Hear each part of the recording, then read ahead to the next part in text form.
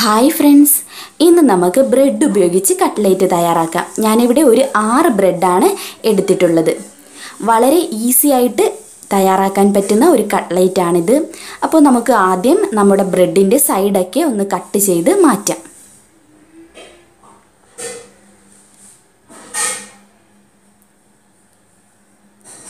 ഇനി നമുക്ക് ഈ ബ്രെഡ് ഒരു ബൗളിലോട്ടിട്ട് നന്നായിട്ടൊന്ന് പൊടിച്ചെടുക്കാം.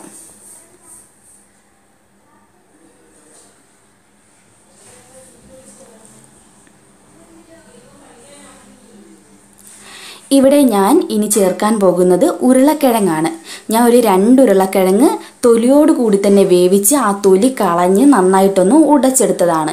ഒരു ഫോർക്ക് ഉപയോഗിച്ച് ഉടച്ചെടുത്ത ഉരുളക്കിഴങ്ങ് കൂടി നമുക്ക് നമ്മുടെ ബ്രെഡിലോട്ട് ഇട്ട് കൊടുക്കാം.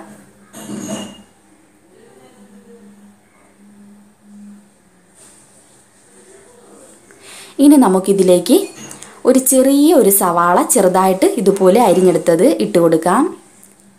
ക്യാപ്സിക്കം ചെറിയൊരു കഷണം ഇതുപോലെ ചെറുതായിട്ട് കട്ട് ചെയ്തത് ഇട്ട് കൊടുക്കാം.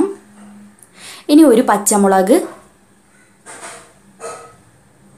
ഇഞ്ചി പേസ്റ്റ്,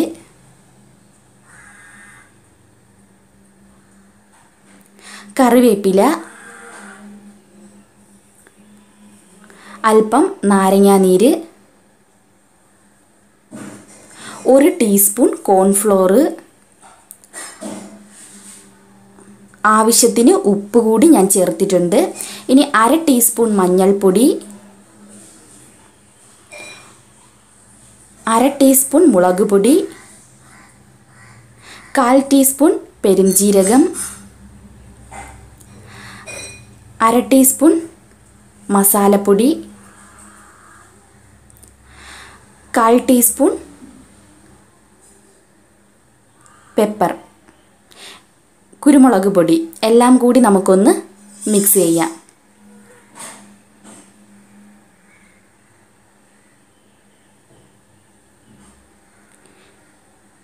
ഇനി നമുക്ക് കൈ ഉപയോഗിച്ച് തന്നെ നന്നായിട്ടൊന്ന് കുഴച്ചെടുക്കാം.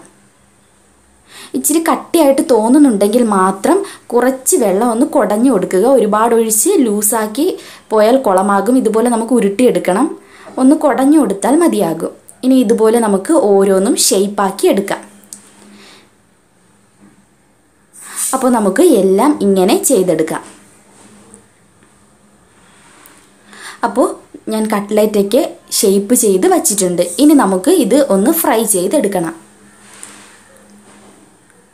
നമുക്ക് അടുപ്പിലോട്ട് ഒരു ചട്ടി വെച്ച് കൊടുക്കാം. ഞാൻ ആവശ്യത്തിന് ഓയിൽ ഒഴിച്ച് കൊടുത്തിട്ടുണ്ട്. നന്നായിട്ട് തിളയ്ക്കുമ്പോൾ നമുക്ക് നമ്മുടെ ഓരോ കട്ട്ലേറ്റും ഇട്ട് ഫ്രൈ ചെയ്തെടുക്കാം. ഒരു ഗോൾഡൻ നിറമാകുന്നത് വരെ ഫ്രൈ ചെയ്തെടുക്കുക.